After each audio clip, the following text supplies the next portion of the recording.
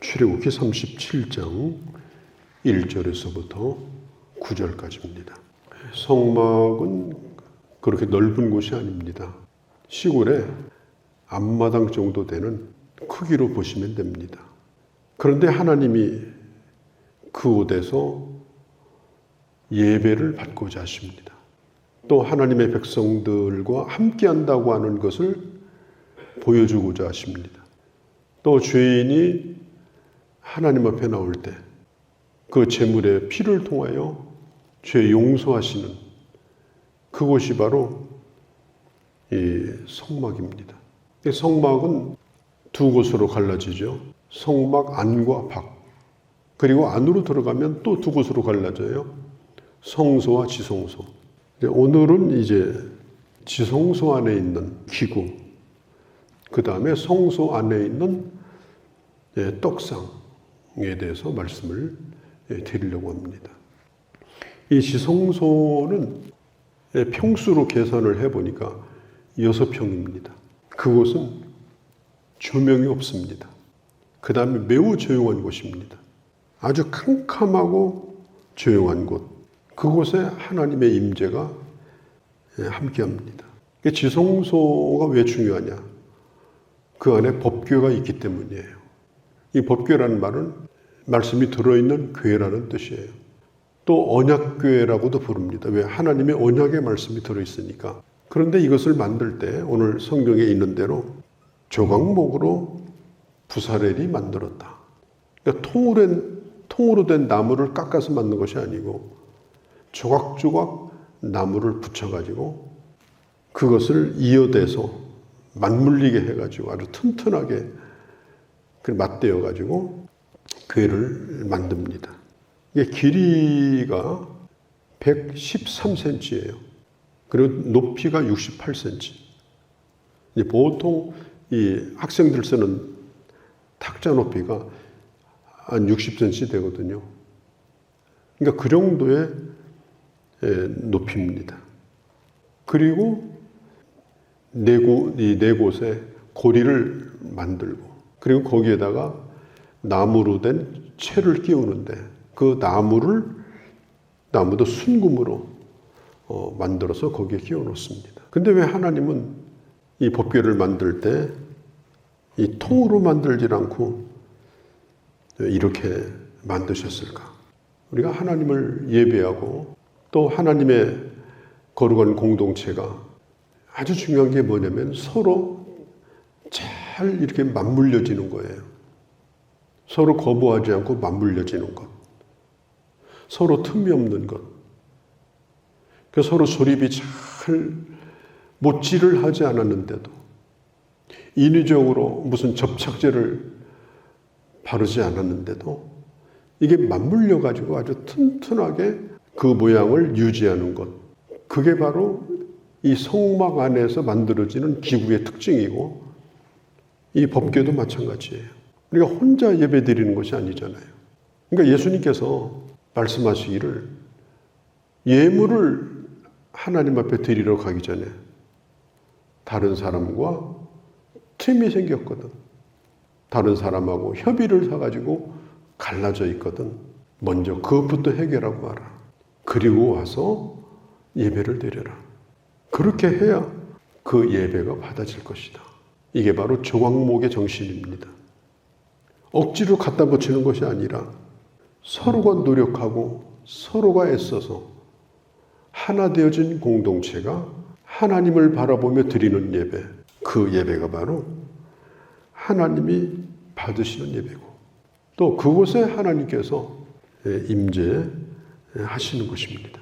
이 조각목은 이제 금을 다 쌓아요. 금을 쌓고 특별히 제일 그 겉에 뚜껑은 금태를 특별히 더 둘러서 아주 튼튼하게 만들고 그리고 그 안에다가 처음에는 이제 두 돌판만 이제 두었다가 이제 그 다음에는 아론의 쌍난 지팡이 그 다음에 만나를 담은 금 항아리를 이제 두었죠. 근데 여기서 중요한 게 뭐냐면은 이 하나님의 말씀이 거기에 들어가 있는 겁니다. 그러니까 하나님의 임재, 하나님이 함께 하시는 그 우대에 가장 중요한 것이 뭐냐면 언약의 말씀이 그 안에 있는 거예요. 그러니까 네가 나에게 나오는 것은, 네가 나를 예배하는 것은 바로 하나님과 예배자 사이에 말씀 안에서 언약을 맺는 겁니다. 하나님의 말씀에 순종하겠다라고 하는 그런 언약. 그 언약 안에서 하나님이 만나주시는 거예요. 그 언약 안에서 하나님을 예배하는 것입니다. 이스라엘 나라는 신정국가입니다. 그러니까 하나님이 친히 다스리는 국가예요. 그러니까 왕이 없어요. 그리고 이스라엘에는 율법전서가 없어요. 성경 말씀이 헌법이에요. 헌법을 따로 만들어서 왕이 가지고 다니고 그게 아니라 선지자로부터 들려준 말씀, 하나님으로부터 받은 말씀이 바로 그 계명이 바로 헌법이에요. 그러니까 인간이 세운 인간의 왕이랄지라도 그 왕은 하나님이 왕인 것을 다윗처럼 인정을 해야 되고 자기 마음대로 나라를 다스리는 것이 아니라 하나님의 말씀을 따라서 다스려야 됩니다. 그래서 이 법궤 안에 하나님의 말씀이 들어있는 것, 이게 아주 중요한 것입니다. 그러면 오늘날에는 그러니까 고린도 후서에 있는 것처럼 성령의 법이 우리 안에 있습니다. 그래서 하나님의 말씀을 성령께서 깨닫게 하시고 우리 마음에 새겨주십니다. 그리고 이것은 자유의 법이에요. 억지로 그냥 마지못해서 하는 것이 아니라 하나님을 사랑하는 마음으로, 기쁜 마음으로 순종하는 그런 법입니다. 그렇게 할 수 있도록 은혜를 주시는 거예요. 그 다음에 이 법궤 위에 그 뚜껑, 이 법궤 뚜껑은 뚜껑이라고 부르질 않습니다. 그걸 뭐라고 부르느냐? 속죄소라고 불러요. 이 속죄소는 언약궤의 덮개입니다. 언약궤의 덮개예요. 이게 뭐 1m 13cm니까 이게 네모 반듯한 거거든요. 그러니까 이게 큰 게 아니에요. 아주 작은 1m가 조금 넘는 그 좁은 장소, 한 평도 안 되는 거죠. 그 장소가 바로 속죄소인데 그곳을 시은소라고도 부르고요.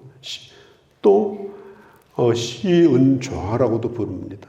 이게 뭐냐면 하나님이 은혜가 임하는 곳이다. 하나님이 은혜가 임하는 하나님의 보좌다. 이제 그런 뜻이에요. 그러나 성경은 이제 주로 속죄소라고 부르죠. 여기가 아주 중요합니다. 그 위에다가 이 천사 둘을 조각을 해가지고 금으로 된 조각을 해서 그 덮개에다가 천사 둘을 세웁니다. 날개를 펴고 그리고 서로 마주보는. 그러니까 옛날에 왕의 보좌 앞에서 왕은 높은 데 앉아 있고 그 신하들이 그 왕의 바로 밑에서 서로 마주보고 손을 앞으로 모으고 그 다음에 고개를 약간 숙이고 있는 그런 걸 상상하면 돼요. 이 천사가 그룹인데 하나님의 이 보좌를 지키는 그런 천사입니다. 아주 크게 만들진 않았죠. 그리고 그 안에 그 약간의 그 안에 사이 그 공간, 그곳을 바로 속죄소라고 불러요. 그러니까 얼마나 작은 장소입니까? 우리가 흔히 생각하기를 지성소 안에 있는 하나님의 속죄소는 야, 어마어마하다, 대단하다, 그냥 뭐 웅장하다 그런 게 아니에요. 아주 작은, 지극히 작은 장소입니다. 저는 이 말씀을 이렇게 묵상하면서 마음에 큰 감동이 있었어요. 왜냐하면 이 우주는 하나님의 발등상이라고 했습니다.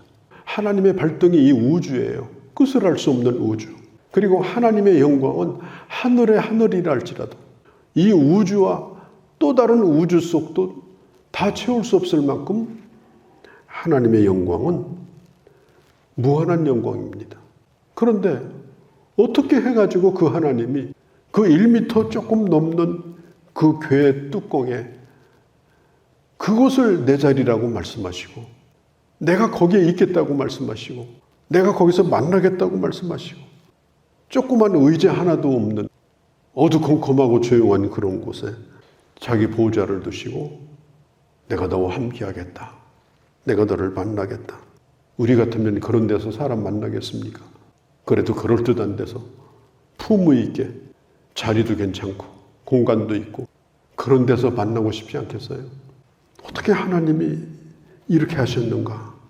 그 위대하신 하나님이 이렇게 하셨는가? 그 보좌를 좀 크게 만들어가지고 그리고 거기서 못 들어지게 그러시면 안 되는가?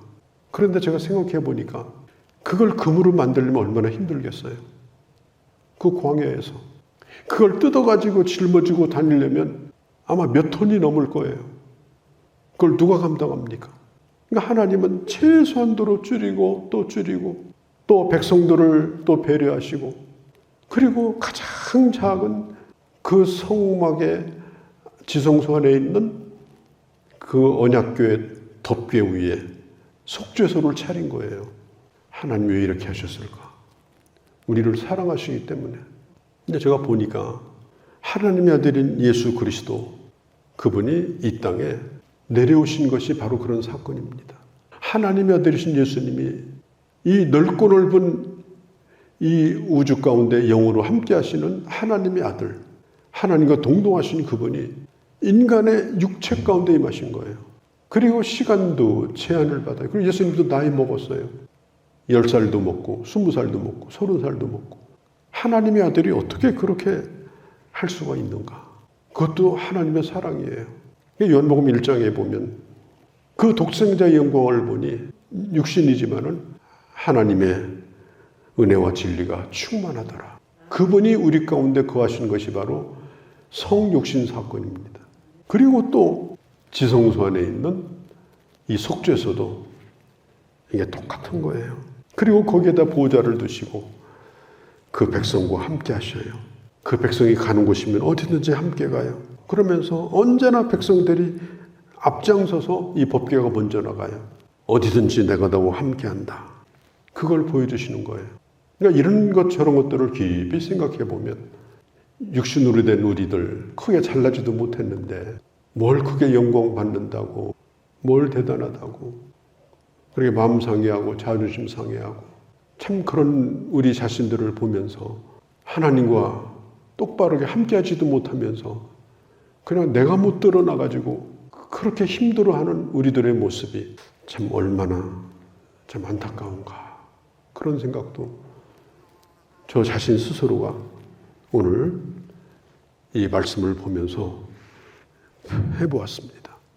자, 지성소와 성소 사이에 휘장이 있습니다. 이 휘장은 두꺼운 천인데 거기에 화영검을 든 천사가 거기 새겨져 있어요. 그게 뭐냐면 아무도 못 들어온다 그런 뜻이에요. 그리고 1년에 한 번씩 이제 그곳에 대제사장이 휘장 가운데로 들어갑니다. 대제사장은 증보자입니다. 백성들을 대신해서 그곳에 들어가는 거예요. 제한적 교제를 갖습니다. 그리고 직접 들어가지를 못하고 제사장을 통해서 지성소에 들어가게 됩니다. 예수 그리스도 오심으로 이분이 열렸습니다. 그리고 언제든지 우리가 히브리서 4장 16절에 이제는 하나님의 도움을 받기 위해서 언제든지 하나님 앞에 나아갈 수 있는 그런 길이 열리게 됐다. 그렇게 말씀해 주십니다. 그 다음에 떡을 올려놓은 떡상입니다. 제사장의 진설병이에요. 이것도 크기가 약 90cm 그리고 높이가 이 너비가 40cm 그리고 높이가 약 68cm 이것도 조각목으로 되어 있고 금으로 씌워 있고 그 다음에 안식일마다 이 떡을 갑니다. 이건 제사장의 진설병입니다. 자, 이건 뭘 가르치느냐? 이것은 하나님이 주시는 영적인 식탁을 의미합니다. 상징적인 거예요. 항상 하나님의 전에는 진설병이 있다. 제가 어렸을 때 이제 학교 갔다 오면 근데 어머니가 그 방에 이불에 속에다가 국 한 그릇 또 밥 한 그릇 이렇게 꼭꼭 싸가지고 덮어놔요. 그럼 학교에 갔다 오면은 그걸 열면 따끈따끈해요. 그래, 그걸 먹을 때 늘 어머니에게 고마운 마음을 먹은 적이 있는데, 그런 마음으로. 이게 집에 오면은 항상 먹을 게 풍성하진 않지만 언제든지 있었어요. 배고프지 않게. 저는 그걸 생각하면서 우리가 참 하나님 앞에 나올 때 언제든지 주님은 우리에게 영적인 식탁을 준비해 주셔서 우리로 하여금 그 말씀을 먹을 수 있도록, 그리고 안식일마다 새 떡을 갈아 놓았어요. 늘 듣는 말씀 같지만은, 그러나 늘 듣는 말씀이 아닙니다. 늘 새롭습니다. 늘 성령께서 은혜롭게 들려지도록 역사하십니다. 이 세상에 아무리 좋은 거 많이 먹고 다녀도 하나님의 전에 나와서 말씀을 먹지 못하면 그것은 영적으로 다 파괴되는 것입니다. 이걸 우리에게 가르쳐 주시는 거예요. 사람이 떡으로 사는 것이 아니라 하나님의 입으로 나오는 말씀으로 산다. 지성소와 떡상. 하나님은 이렇게 우리를 사랑하셨습니다. 그 크신 하나님이 그 좁고 작은 곳에서 우리를 만나주시고 그 영광 가운데 우리 가운데 함께 하시는 이런 은혜. 우리는 광활한 곳으로 나가서 어마어마한 그런 건물 속에 들어가서 주님 만나는 게 아니고 참 소박하지만 작은 그곳에서 하나님의 은혜를 누리는 그런 주의 자녀들이 되어야 할 줄로 믿습니다. 걸어가신 우리 아버지, 오늘도 저희들 가운데 함께 하셔서 주의 말씀을 듣게 하셨습니다.